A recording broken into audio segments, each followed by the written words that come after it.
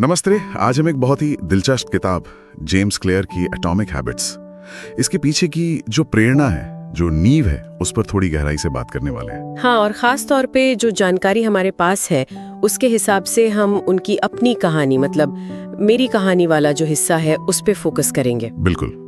तो आज का अपना मिशन है ये समझना कि क्लियर ये जो छोटी छोटी आदतें हैं लगातार करने वाली, इनकी ताकत पर इतना जोर क्यों देते हैं, और ये समझ उनके अपने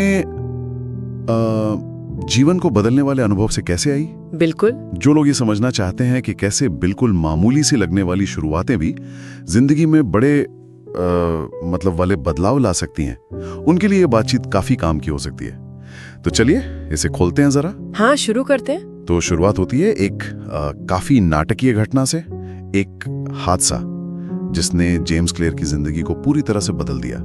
हाई स्कूल का आखिरी साल था, बेसबॉल का मैदान। एक आम सा दिन लग रहा था, लेकिन फिर अचानक कुछ ऐसा हुआ जिसकी किसी ने कल्पना भी नहीं की होगी। खेल चल रहा था और एक साथी खिलाड़ी का बैट हाथ से छूटा और सीधा हवा में घूमता हुआ जेम्स के चेहरे पर ठीक आंखों के बीच में जोर से लगा।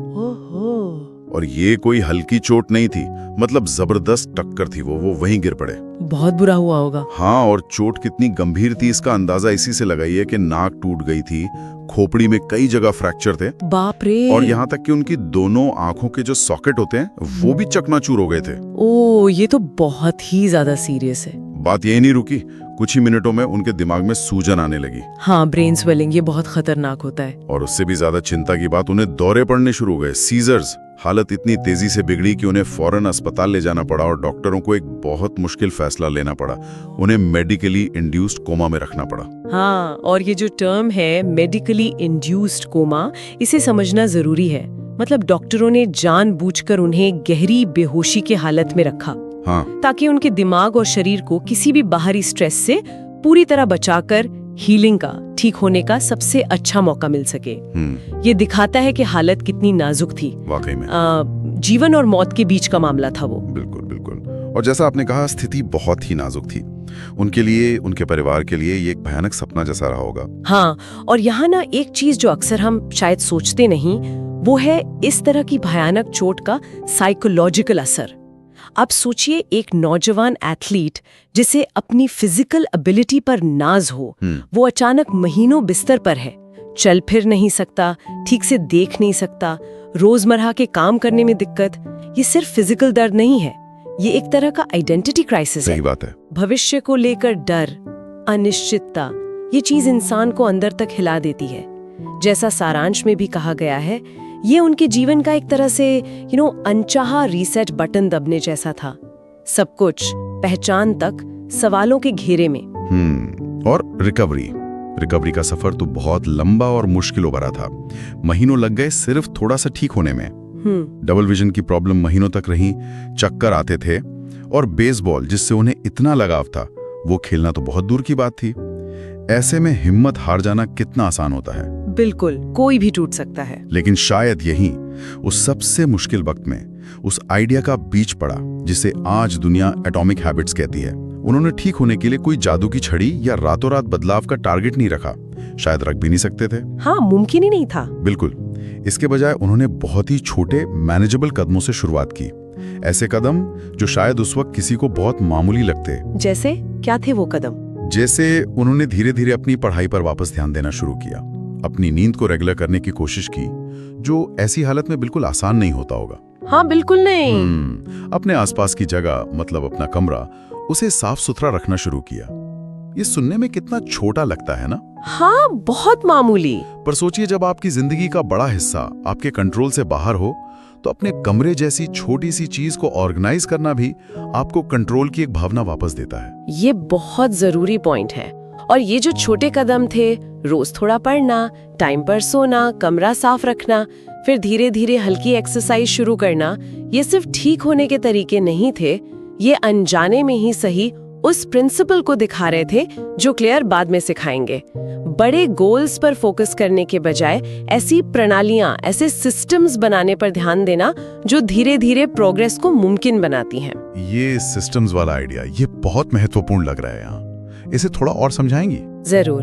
देखिए, जब हम बड़े लक्ष्य रखते हैं, जैसे मुझे बेसबॉल टीम का स्टार बनना है या मुझे पूरी तरह ठीक होना है, तो ये सुनने में बड़े अच्छे लगते हैं, मोटिवेटिंग भी होते हैं, लेकिन अक्सर ये इतने बड़े और दूर लगते हैं कि समझ नहीं आता शुरू कहाँ से करें, खासकर तब जब आप फिजिकली और मेंटली कमज़ोर महसूस कर रहे हों। क्लियर की सिचुएशन में बड़े लक्ष्य शायद और ज़्यादा फ्रस्ट्रेशन ही देते। सिस्टम का मतलब है वो छोटे रोजमर्रा के काम, वो रूटीन जिन पर आप टिके रह सकते हैं, चाहे आपका मूड कैसा भी हो, चाहे मोटिवेशन हो या ना हो। क्लियर ने लक्ष्य नहीं बनाया कि मैं ठीक हो जाऊंगा। अच्छा। उन्होंने सिस्टम बनाया कि मैं रोज 15 मिनट पढ़ूंगा, मैं रोज रात 10 बजे सो जाऊंगा, मैं अपना बिस्तर ठीक करूंगा। ये छोटे करने लायक काम थे। हाँ, बिल्कुल करने लायक। और यहीं क्लियर का वो फेमस कोट आता है, हम अपने लक्ष्यों के स्तर तक नहीं उठते, हम अपनी प्रणालियों के स्तर तक गिलते हैं। इसका मतलब है कि हमारी कामयाबी बड़े इरादों से नहीं, बल्कि हमारी भरोसेमंद रोज की आदतों से तय होती है। मुश्किल वक्त में आप अपनी विल पावर पर नहीं, अपनी बनी हुई आदतों पर डिपेंड करते हैं। ये तो बहुत ही गहरी बात है। यानी मुश्किल हालात ने शायद उन्हें एक तरह से मजबूर किया कि वो बड़े सपनों के बजाय छोटी भरोसेमंद प्रक्रियाओं पर ध्यान दें, और शायद यही सबके लिए ज्यादा असरदार तरीका है। हाँ, ये एक बहुत बड़ा सबक है इसमें। अक्सर हम सोचते हैं कि बड़े बदलाव के लिए बड़े ड्रामेटिक एक्शंस चाहिए। बिल्कुल। लेकिन क्लियर का अनुभव दिखाता है कि जब आप बहुत ही मुश्किल हालात में होते हैं, तो आपके पास बड़े कदम उठाने का ऑप्शन ही नहीं होता। आपके पास सिर्फ छोटे, आज के, अभी के कदम होते हैं। और शायद यही मजबूरी एक छिपी हुई ताकत बन जाती है। ये आपको रिजल्ट की चिंता से आजाद करके सिर्फ उस एक छोटे काम पर फोकस करने देती है जो आप अभी कर सकते हैं।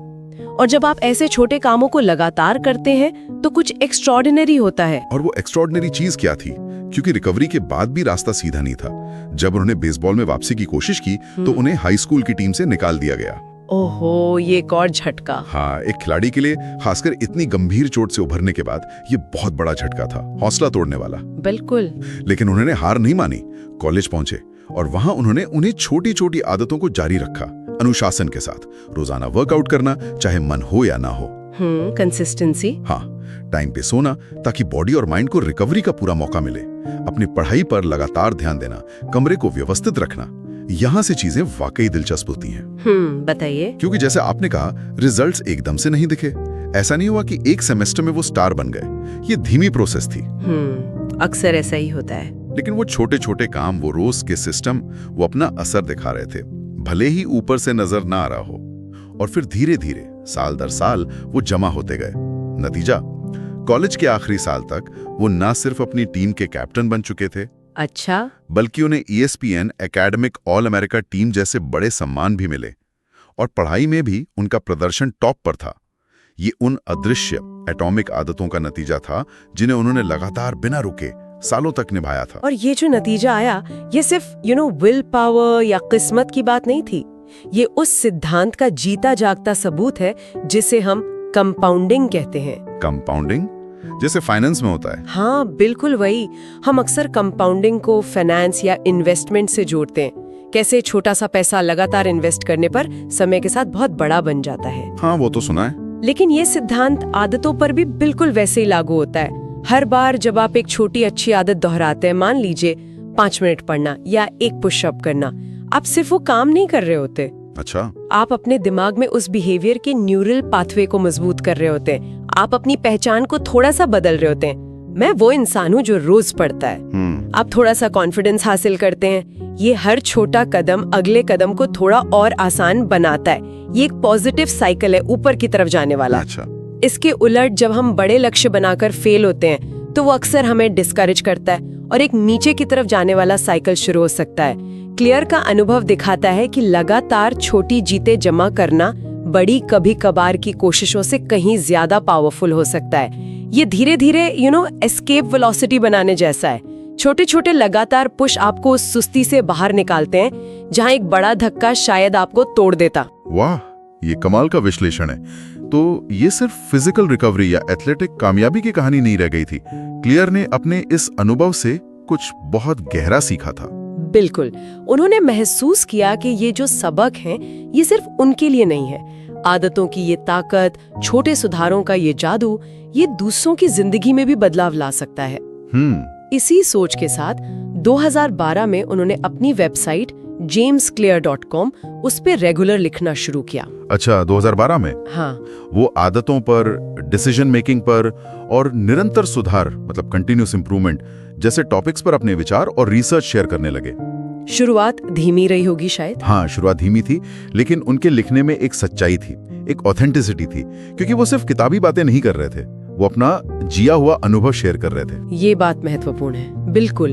और धीरे धीरे उनके रीडर्स बढ़ते गए, लोग उनके प्रैक्टिकल और साइंस बेस्ड अप्रोच से जुड़ने लगे।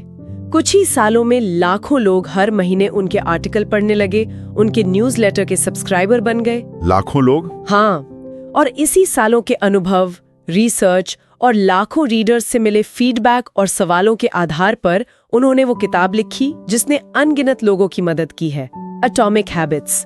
तो ये किताब सिर्फ थ्योरी का कलेक्शन नहीं है। नहीं, ये उनके अपने संघर्ष, उनकी रिकवरी और उनकी सफलता की कहानी से निकली एक प्रैक्टिकल गाइड है। बिल्कुल। और यहाँ एक सवाल आता है मन में, जो शायद कई सुनने वाले भी सोच रहे होंगे कि क्या ये छोटी आदतों का तरीका, ये एटॉमिक हैबिट्स का जो फंडा है, ये सिर्फ उन लोगों के लिए है जो किसी बड़ी मुसीबत से निकले हों? क्या ये सिर्फ रिकवरी या वापसी का टूल है? नहीं, बिल्कुल नहीं। और क्लियर का अनुभव और उनकी किताब का जो मूल संदेश है वो बहुत साफ है इस बारे में। उनका अपना जीवन इस सिद्धांत की नींव जरूर बना, लेकिन इसकी जो रेलेवेंस है वो यूनिवर्सल है। यूनिवर्सल? हाँ, ये अनुभव हमें दिखाता है कि जीवन में बड़े टिकने वाले बदलाव लाने के लिए जरूरी नहीं कि हमेशा बड़े ड्रामेटिक कदम ही उठाए जाएं। असल में अक्सर वो बड़े कदम सस्टेनेबल नहीं होते, हम उन्हें लंबे समय तक निभा नहीं पाते। ये बात तो है, जोश में शुरू तो कर देते हैं पर हाँ, फिर छूट जाता है। असली ताकत उन छोटे, लगभग अदृश्य लगने वाले सुधारों में है जिन्हें क्लियर एटॉमिक हैबिट्स कहते हैं। एटॉमिक यानी परमाणु जितना छोटा, लेकिन साथ ही अपार शक्ति का स्रोत भी। जब ये छोटी आदतें लगातार समय के साथ जुड़ती जाती हैं, कंपाउंड होती हैं, तो ये मिलकर असाधारण, कभी कभी हैरान कर देने वाले नतीजे दे सकती हैं। ये नॉलेज हासिल करने और उसे असल जिंदगी में उतारने का एक बहुत ही जमीनी, प्रैक्टिकल और आसान तरीका है। चाहे आप किसी संकट से उबर रहे हो या बस अपनी जिंदगी के किसी भी पहलू में थोड़ा बेहतर बनना चाहते हो, ये सफलता को बड़े लक्ष्यों के बोझ से आजाद करके रोजमर्रा के छोटे कामों में ले आता है। तो इस पूरी कहानी और चर्चा का सार क्या निकालें? अगर जेम्स क्लियर की इस शुरुआती यात्रा से कुछ मुख्य बातें लेनी हो तो वो क्या होंगी? मेरे लिए तो सबसे बड़ी सीख यही है कि असली टिकाऊ बदलावों की ताकत बड़ी बड़ी घोषणाओं या अचानक आए जोश में नहीं है, वो छोटी, लगातार की जाने वाली क्रियाओं में छुपी है। यही है एटॉमिक हैबिट्स। बिल्कुल। और वो कथन फिर से याद आता है, हम अपने लक्ष्यों तक नहीं उठते, हम अपनी प्रणालियों तक गिरते हैं। मतलब साफ है, सिर्फ ऊंचे लक्ष्य बना लेना काफी नहीं है, उससे कहीं ज्यादा जरूरी है ऐसी रोज की भरोसेमंद आदतें और रूटीन बनाना जिन पर हम तब भी टिके रह सकें जब मुश्किल हो, जब मन ना कर रहा हो। हाँ, ये सिस्टम ही हमें धीरे धीरे हमारे लक्ष्यों की ओर ले जाते हैं। मैं पूरी तरह सहमत हूँ। और ये समझना बहुत जरूरी है कि इस अप्रोच का जो दायरा है वो बहुत बड़ा है। ये सिर्फ चोट से उभरने या खेल में बेहतर होने या पढ़ाई में अच्छा करने तक ही सीमित नहीं है। ये जीवन के हर उस एरिया पर लागू होता है जहां हम सुधार या ग्रोथ चाहते हैं। हर एरिया पर? जैसे? चाहे वो अपनी सेहत सुधारना हो, रोज बस 10 मिनट टहलना शुरू करना, अपने काम में ज्यादा प्रोडक्टिव बनना हो, शायद हर घंटे 5 मिनट का ब्रेक लेना, कोई नया हुनर सीखना हो, रोज सिर्फ 15 मिनट प्रैक्टिस करना, या अपने रिश्तों को बेहतर बनाना हो, रोज किसी अपने की सच्ची तारीफ करना। अच्छा, ये सब कुछ प्रोसेस पर ध्यान देने के बारे में है, न कि सिर्फ फाइनल रिजल्ट पर। जब आप सही प्रक्रियाएं, सही छोटी आदतें बना लेते हैं तो रिजल्ट अक्सर टाइम के साथ अपने आप आने लगते हैं। ये ध्यान को भविष्य के बड़े सपने से हटाकर आज के छोटे करने लायक काम पर ले आता है, और यही असली कंट्रोल और शक्ति है। बिल्कुल। और ये हमें आज की चर्चा के आखिर में एक दिलचस्प सवाल पर लाता है, जिस पर शायद हमारे श्रोता सोच सकते हैं। जेम्स क्लियर की कहानी एक बड़े संकट के बाद दोबारा खड़े होने, वापसी करने की कहानी है। हाँ। उन्होंने आदतों का इस्तेमाल अपनी बिखरी हुई जिंदगी को फिर से जोड़ने के लिए किया। हाँ। लेकिन क्या हम इस एटॉमिक हैबिट्स के सिद्धांत को पहले से प्रोएक्टिवली इस्तेमाल कर सकते हैं? मतलब किसी बड़ी चुनौती का सामना करने से पहले ही, ताकि हम जीवन में ज्यादा लचीलापन, ज्यादा रेजिलियंस बना सकें, अच्छा सवाल है। या अपनी उस छुपी हुई क्षमता को अनलॉक कर सकें जिसके बारे में शायद हमें अभी पता भी ना हो। वो कौन सी एक छोटी प्रणाली या आदत हो सकती है जिसे आज से ही शुरू किया जा सकता है, जो भविष्य में किसी बड़े पॉजिटिव बदलाव की नींव रख सके, भले ही आज उसका असर बिल्कुल ना दिखे। इस पर सोचिएगा जरूर।